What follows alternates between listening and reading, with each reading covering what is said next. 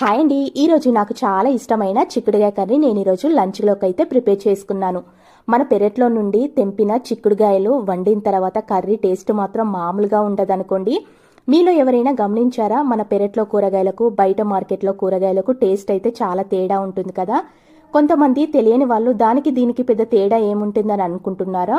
మార్కెట్లో కూరగాయలు ఎక్కువగా కాయాలని మందు వేసి పండిస్తారు. అదే మనము ఆ మందులు వేయకుండా న్యాచురల్గానే పండిస్తాం కదా. ఇక్కడే ఉంది అండి తేడా బయటి వాటికి ఇంట్లో వాటికి. మీరు అనుకోవచ్చు, ఇవి బయటివా లేకుంటే పెరట్లో అనే డౌట్ వచ్చిందా? ఇవి మా అక్క వాళ్ళ చెట్ల నుండి తెంపుకొచ్చిన చిక్కుడుగాయలండి. చిక్కుడుగాయలు కూడా రకరకాలుగా ఉంటాయి. నేను వండిన చిక్కుడుకాయ ఘన చిక్కుడుకాయ, చూడడానికి చిన్నగా ఉన్నాయి, గింజలు మాత్రం చాలా ఎక్కువగా ఉంటాయండి. నాకైతే ఈరోజు చాలా ఇష్టమైన చిక్కుడుకాయ కర్రీ మధ్యాహ్నం లంచ్కి అయితే ప్రిపేర్ చేసేసుకున్నాను.